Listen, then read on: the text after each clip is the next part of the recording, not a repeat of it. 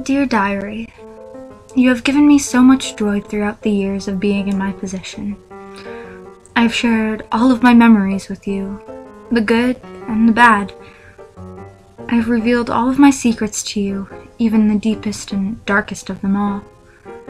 You know all of my feelings, thoughts, and fantasies.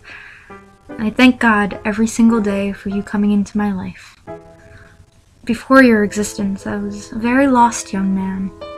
I could never find any rest due to the voices in my head telling me to go act out horrific and heinous acts on women. In fact, the very night I found you, I was out taking a midnight walk.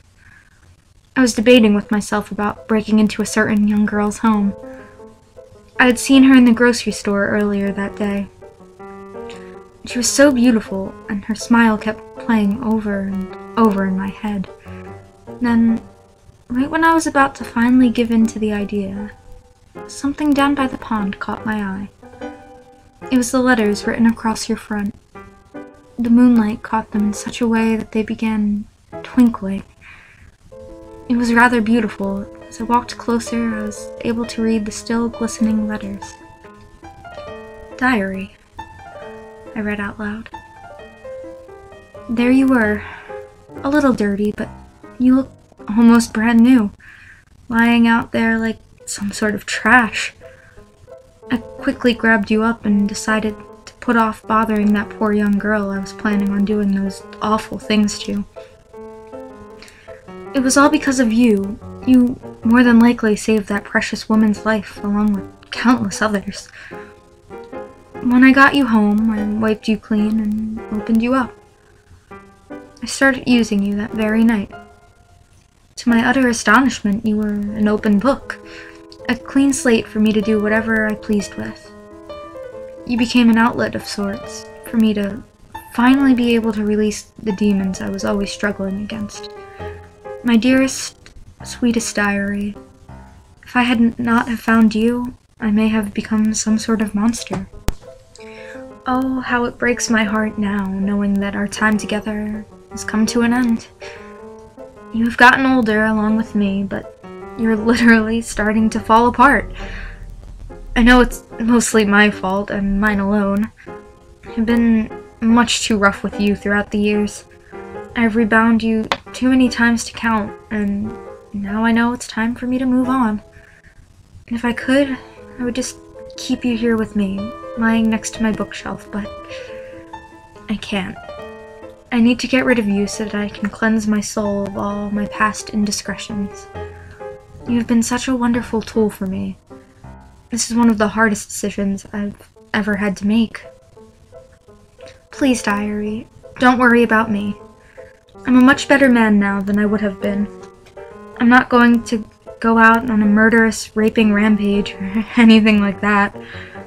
I don't want you to feel jealous, but I have already found a replacement for you. I plan to use this tool differently, though. I let you in on way too much. I should not have poured my entire soul out to you. Honestly, you know things that should never fall upon anyone's ears. I can't be too cautious in this day and age. If someone ever found out the things I have told you, they would think of me as some kind of psychopath. They would never understand that I have actually found a way to control my inner demons with the help of such a simple possession like yourself. Just one little hair left at a crime scene can send a person straight to death row. But because of you, I've never had to put myself in that sort of situation. I often imagine how you came to be down by that pond. Sometimes I imagine that you were somehow put there for me to find. I know it's silly, but I like to fantasize that you somehow grew legs and made your way there all by yourself. It was probably nothing more than a big coincidence, but I don't like to imagine it as such. I've given so much thought on how to get rid of you. I thought about burying you down by the big oak in the back of the cottage, but I'm afraid that is not good enough. In my wildest dreams, I've always imagined putting you right back there where I found you, for someone else to find and use. But I'm sure nobody would want you anymore. I filled you to the brim, and now you truly are nothing more than a used up piece of trash. Still, I can't just throw you away, though. I'm going to have to burn you. My fireplace will do the trick. As I watch you burn, all of the awful pages of my memories, thoughts, and feelings will burn with you. It will feel so nice to let go of such a great burden and start anew. Now that you're starting to tatter and fray at the ends, I'm sure that even you will feel relieved for me to finally let go. You will finally be free of me, my beloved diary. Although, I must say, it was very hard for me to come to grips with this. I'm actually not going to burn all of you. I've decided to keep a trophy of sorts. After I'm done reading this last letter to you, I'm going to unbind you from your chains for the very last time.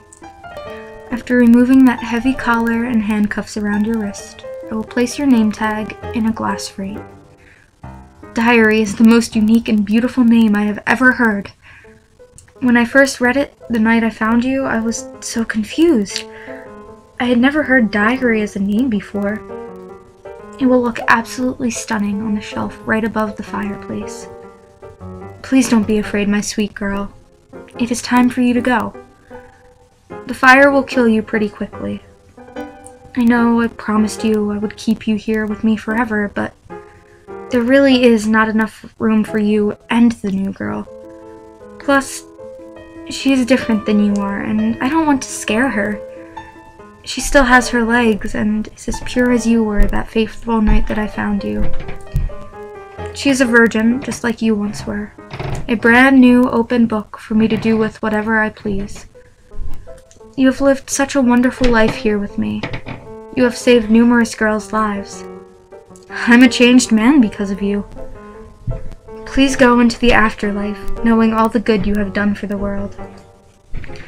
Like I said previously, I plan on using her differently than I did you. I will go much easier on her.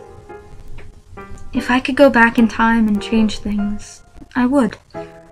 I would have never removed your eyes, if I truly did not have that silly notion that I would someday put you back by that pond and let you free. Please believe me when I say I never planned on killing you. I was so naive back then. Your eyes were such a pretty shade of blue. I actually kept them in a jar in the cabinet, but I'm going to burn them too. Sadly, they have lost most of their vivid coloring by now. Yet, still, that was not my worst mistake. I wish with all my heart that I would have asked you one simple question before I cut your tongue out and severed your vocal cords. I simply would have asked, how did you end up at the pond? Whomever it was that put you there managed to cut your legs off with such exquisite precision. If he was not some kind of unearthly being, then he must have been some sort of doctor. Every day, I wish that I could go and thank the kind soul that left you there for me. Although I must say, if he did that for his own personal gratification, I might feel very different. No man in their right mind would have went through all that hard work of capturing you, and then, what, using you for such a petty and boring reason? Why waste such a perfect virgin on something as silly as cutting off their legs? If that were the case, he must have been some kind of a monster or a psychopath. I shall never understand his motives, but I guess a normal person can't be expected to understand the minds of such beasts. Things like that are better left to the psychologist and psychiatrist to ponder. I will now break my rant and leave you with these few short words. My dearest diary, I'm so sorry that I must leave you to the ashes. I will always remember you.